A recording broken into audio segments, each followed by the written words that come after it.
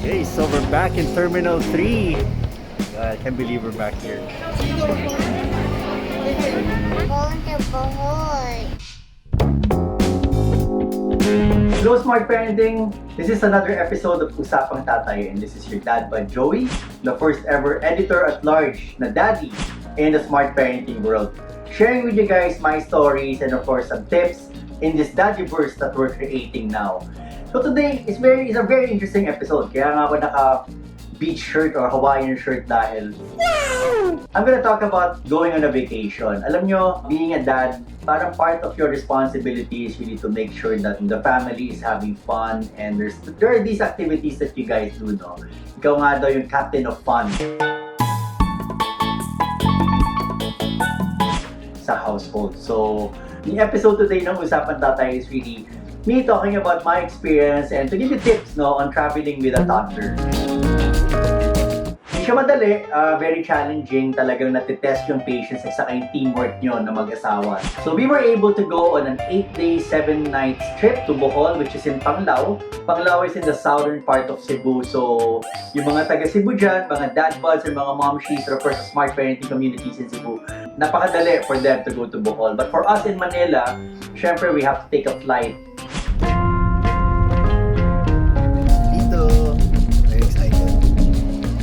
So the first tip na I will give you guys, and I think this is the most important dahil hindi pa naman tapos ang pandemic, is to train your kid to wear a mask. I think that's very important. Nung nakita namin na parang sanay na si Joselito magsuot ng mask, actually pag lumalabas nga kami, siya pa yung nagsasabi na, "Daddy, where's my mask?" or "Put on mask."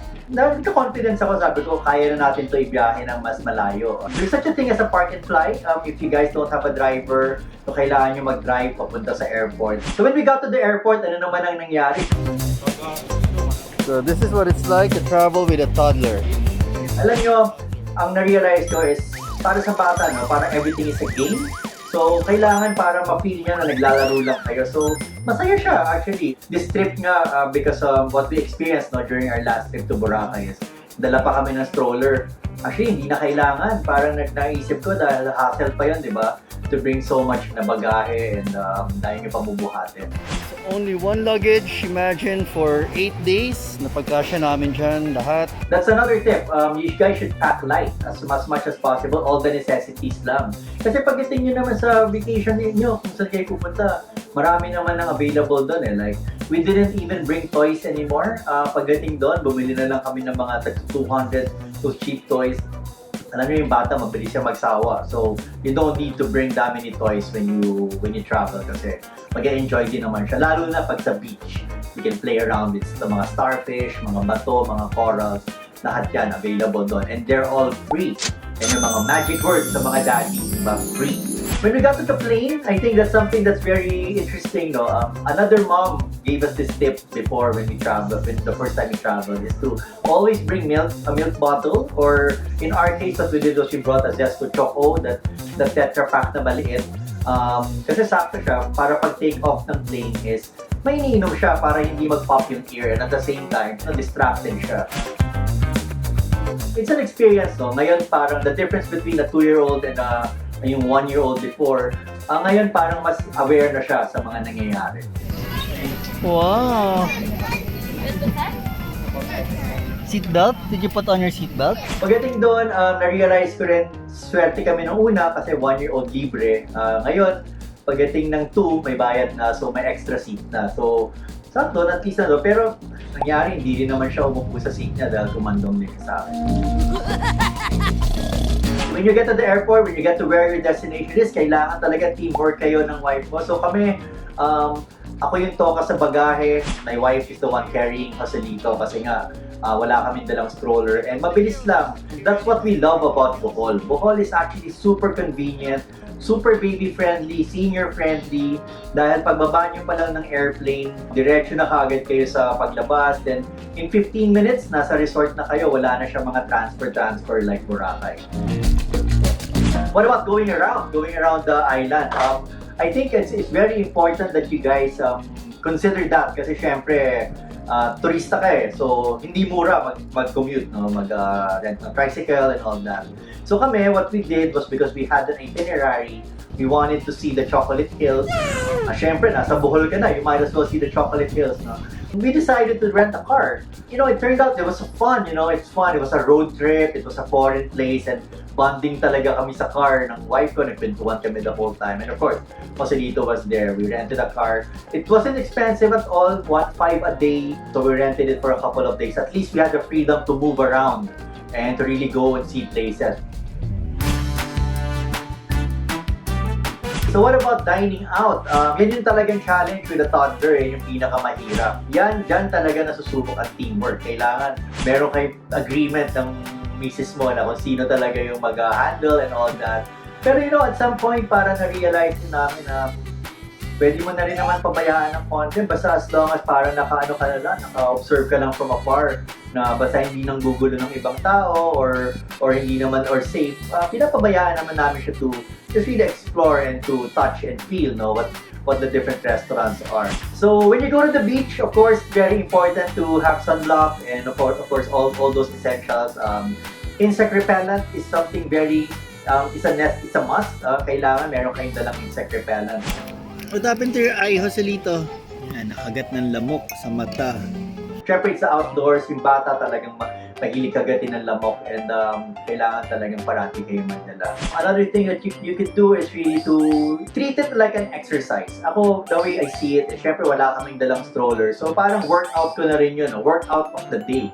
WOD ang bakasyon kasi buong araw binubuhat mo naman yung kids. So, and masaya siya. It's a bonding. So, we got to travel a lot. We got to go to different places. So we're halfway up. That was a workout. I just did 120 steps carrying this little boy, almost 30 pounds. Whew. One thing that is very, very important that people should remember when they're traveling is these are precious moments that you're creating with your family. And so wherever you are, whether it's a drive or it's a plane or you're riding a boat, local or international, talagang for me, it's priceless because these memories are things that, you know, maalala mo, lalo na ngayon, you can post it on your Facebook, you can look back, Facebook memories.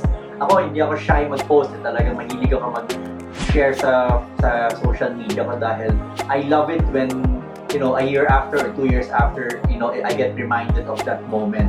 Nakakatuwa siya. And lalo na ngayon, 2 years old yung anak namin and sobrang bilis niya lumaki. Parang right before your eyes, na nakikita mo, parang he's growing. My last and final tip when you're traveling with a toddler is to be very, very patient. Baby yan and of course, be patient with your kid. At the same time, kayong dalawa ng misis mo, be patient with one another. Kasi it's a teamwork. It's something that you need to work together because you know you're in a different place, you're in a new place, and you have a lot of things with you. So talagang kailangan talaga ng teamwork. So patience, and of course to just always have fun, to look at the world with the eyes of a child, no? And ako nga na-realize ko na having a toddler is parang like a revival of that feeling, no? For me, parang naglalaro ako ulit and talagang bonding kami, swimming every day, pag-isip pa lang swimming every day. And encourage your kid to make friends when you're out in the beach or out in a restaurant para at least na-exercise yung social skills niya. So that's it. Always be safe. Of course, when traveling, that's the most important. Always be safe, to have fun, to take as many photos, and of course, to be very patient and to just enjoy that moment because that moment will only happen once. May pictures ka pero in the future, you can just look back and really enjoy it.